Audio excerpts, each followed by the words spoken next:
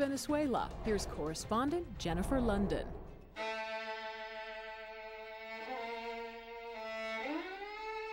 These pictures weren't taken in 1930s Europe. It's almost like going back in time to the time of Hitler and the time of Stalin. Nor were they taken in a Middle Eastern country with a history of anti-Jewish sentiment. The message is, we don't like you. Rather, these photos were taken over the past year in Venezuela, where the Jewish community says anti-Semitism is not only widespread, I'm thought of as an enemy of the government, but stems from the highest levels of government.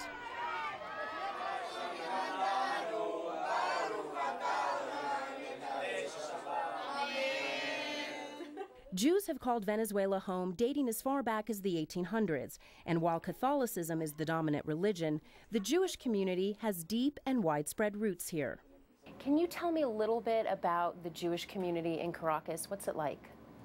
great, highly organized, very committed, a lot of solidarity within the Jewish community. The rabbi usually stands over there. Pinhas Brenner is one of Venezuela's chief rabbis. We have scrolls of the Torah.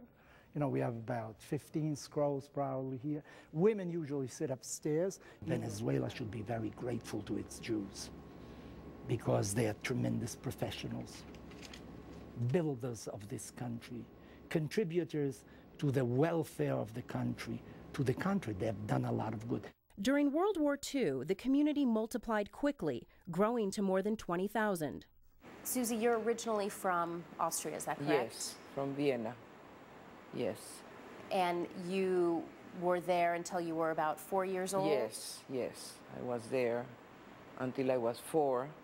And then my parents decided or were able to leave Vienna just before the war, when Hitler decided to take Austria.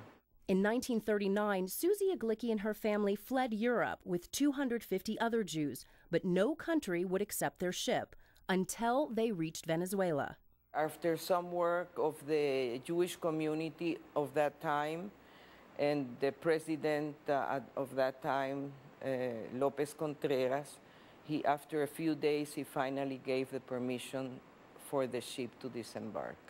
I have a memory from the time we arrived in Puerto Cabello, because we were taken on a bus to Caracas.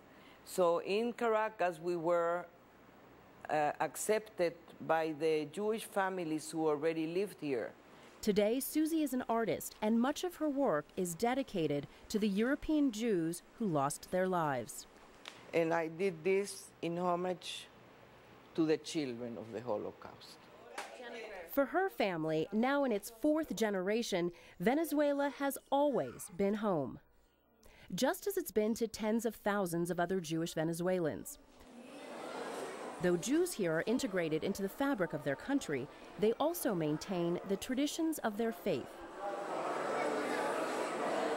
Sammy Eppel is an activist in the Jewish community and regularly celebrates Friday night Shabbat with friends. We don't play golf. We don't play golf together, nor do we play poker together. That's right. We've contributed to this country.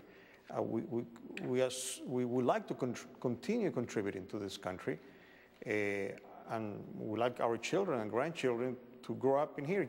But Eppel says over the past few years, it's become clear that may not be possible. In my case, I feel a duty also to say it like it is. Being afraid, of course, I'm afraid. I have a family, I have children, I've been threatened. And so has the entire Jewish community. In February 2009, a grenade was thrown into this synagogue, Beth Shemuel. No arrests were made. Even though no one was hurt, the Jewish community was terrified because it came on the heels of an attack on the largest synagogue in Caracas just 2 weeks earlier. It was in the middle of the night at the end of January 2009 when 15 armed men stormed the Tiferet synagogue, overtaking the security guards. They entered the sanctuary here and they ransacked it. They took the Torah scrolls from their sacred place and they threw them on the floor. They went through the private studies, and on the outside, they spray painted anti-Semitic messages. The security is extremely tight here today because of attacks like this, and although we were allowed inside, they asked us not to film anything on the outside. And when I was arriving here today, I was so surprised to see that there is still anti-Semitic graffiti outside the synagogue walls. The Star of David insignias that decorate the walls have been spray painted through. And when you see that, you really start to understand why the Jewish community says they live in fear here. These aren't just random acts committed by petty criminals. The attacks are systematic, organized, coordinated. Who would go into a synagogue to raid it and write death to the Jews? Is that what a common criminal does? I don't think so. This is what a fanatic does. Now, that raid was perpetrated by a group that must have been highly trained in some kind of undercover activities of assault.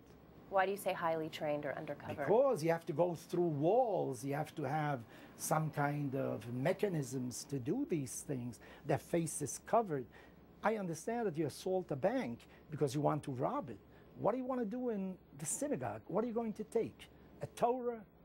A silver crown? Are you going to risk for that in the middle of the night? And we have guards there in the synagogue. Yeah, they overpowered them in no time. A week later, 11 men were arrested, and the government claimed this was a simple burglary at the hands of delinquents. But nothing of value was stolen. Death to the Jews, it said in the synagogue. That's what they left, the message. Those were common thieves. Whom are you trying to convince? One has to be an idiot to believe that. And how do you solve a crime in a few days? Brenner says the government didn't try and solve the attack because the government was responsible. And what's more, Brenner says, the violence against the Jewish community is part of a pattern perpetrated by the government. That pattern also includes multiple police raids on Hebraica, the center of Jewish life in the Venezuelan capital of Caracas. Part social club, part rec center, part school. Nearly every Jew who lives here belongs. And in the past 6 years, it's been raided twice. The first time, 25 armed police stormed the high school on an unfounded suspicion that it was involved in the assassination of a government official. No evidence was ever found. And it was raided once at 6 o'clock in the morning. And when students came to school, they saw guards, policemen around invading the place. In a separate incident, the social club was raided.